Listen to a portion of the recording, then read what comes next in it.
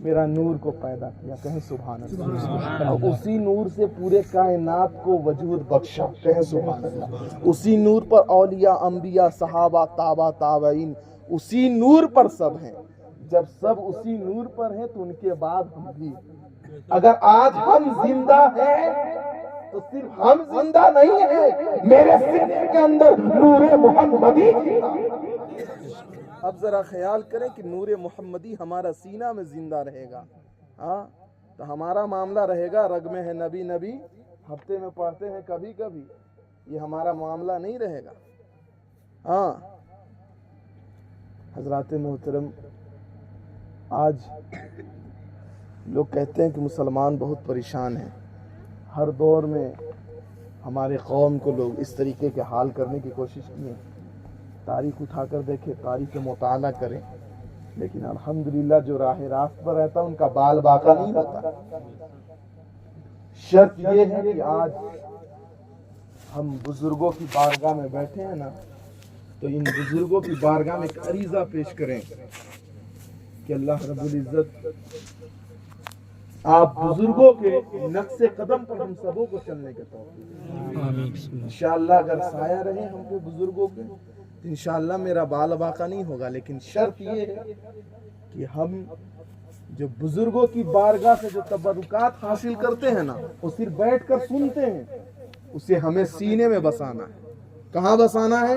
سینے میں بسانا ہے۔ یہاں سے اٹھ کر جائیں تو جانے کے بعد یہ نہیں بتانا ہے، ہاں جائیں گے تو کہاں ہوا جی، ارے مولانا لوگ 1-2 بجے رات تک جو میک پکڑا نہ چھوڑا ہی لوگ ایسی ہی بتائیں، لیکن مولانا کے کوئی ایک گفتگو پہ بات نہیں کریں گے، مولانا نے یہ بتایا، مولانا نے یہ بتایا، ہاں اسوں نے شریعت کے بارے میں یہ اصلاح کیا، یہ سب بات نہیں کریں گے۔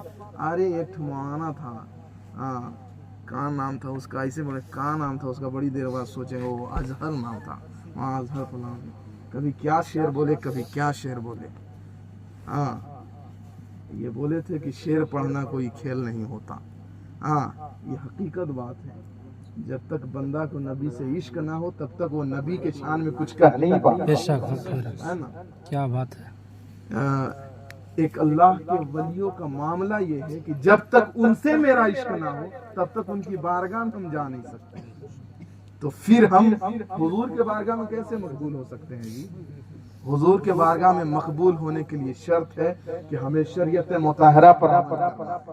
میں گزارش کرنا چاہتا ہوں کہ آج کی اس تقریر سے کوشش یہ کرنی ہے کہ ہمارے گھر کی خواتینیں پردگی کا زیادہ اہتمام کریں۔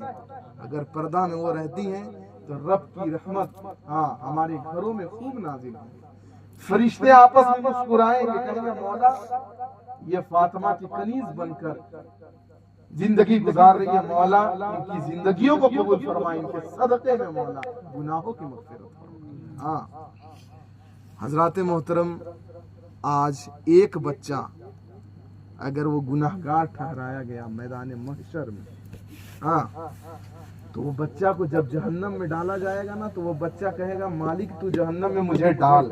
میری ماں بہنیں میری گفتگو کو 2 منٹ سماعت کریں گے انشاءاللہ تعالی، آپ سبوں کے لیے صلاح، مولا مجھے جہنم میں ڈال، لیکن ایک بار میرا باپ کو بلایا جائے، میری ماں کو بلایا جائے، میرے بھائی تھے، میری بہن تھے، کاش ان لوگوں نے نبی کا عشق کا جام مجھے پلایا رہتا تو آج میں جہنم میں نہیں جاتا۔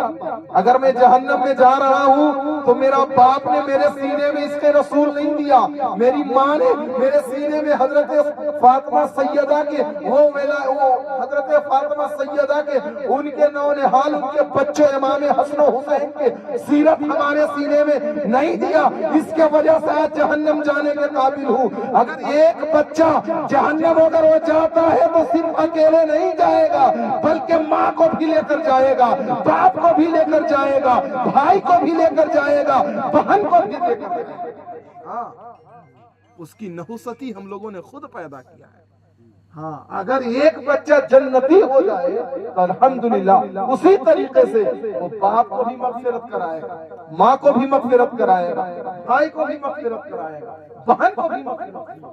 وہ کیسے وہ ایسے، ہم لوگ مزار شریف میں بیٹھے ہیں، قبرستان بھی موجود ہے، آج ہم اپنے جنازے کو لاتے ہیں یہاں، لانے کے بعد پھر کبھی آتے نہیں ہیں، لیکن اگر آپ کا بیٹا ہوگا، آپ اگر اسے زندگی میں قرآن پڑھنے کی علم دیے ہوں گے تو وہ بچہ قبر میں کھڑا ہو کر کہے گا الحمدللہ رب العالمین، اے پروردگار عالم، یہ جو قبر میں سویا ہے نا، کوئی اور نہیں سویا ہوں، میرا باپ سویا ہے، باپ۔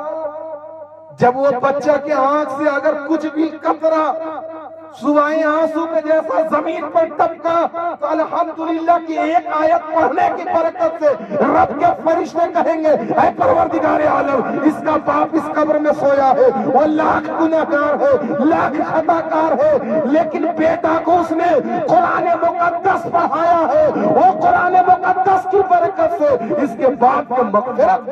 بے شک۔ لیکن آج ہم لوگ بچوں کو قرآن کہاں پڑھا سکتے ہیں؟ 10,000 کا فون دے سکتے ہیں، ہاں مسجد میں امام رکھیں گے، لیکن امام صاحب کو خالی مرغی ذبح کرنے کے لیے رکھیں گے۔ ہاں غلطی سے گھر سے دوڑے اگر مرغی لے کے آدمی جا رہا ہے، راستے میں کہیں مر گیا تو امام صاحب کی خیریت نہیں ہے، ارے مولانا جلدی نکلا ہی نہیں تھا روم سے باہر کی مرغی ذبح ہوگی۔ آج یہ ہماری حال ہے۔ جی ہاں اچھا پیغام ہے۔ حضرات محترم، آج ہم اپنے بچوں کو پڑھائیں، ورنہ ہمارے قبر پہ کون آئے گا؟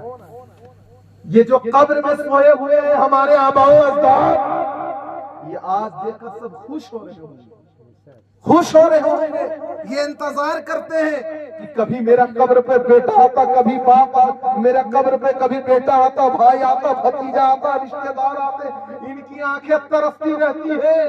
لیکن ایک ہم ہیں جو ان کے گزرنے کے بعد ہاں باپ کے پراپرٹی میں حصہ میں لوں گا، اتنا میں لوں گا، اتنا یہ لوں گا، اتنا یہ کرے گا، لیکن اس باپ کے قبر پر سورہ فاتحہ آ کر پڑھتے نہیں ہیں۔ آج ہماری نالج یہ ہو چکی ہے، اگر ہم نہیں پڑھتے ہیں تو ہمارا قبر پہ کون پڑھے گا؟ ہاں ہمارا بھی قبر پر کوئی نہیں پڑھے گا۔ اس لیے ہمیں یہاں سے یہ پیغام لے کر جانا ہے، اپنے بچوں کو ہم ہر حال میں قرآن مقدس کی تعلیم دیں گے، کہیں انشاءاللہ۔ انشاءاللہ۔ اللہ رب العزت ہم تمام مسلمانوں کو علم دین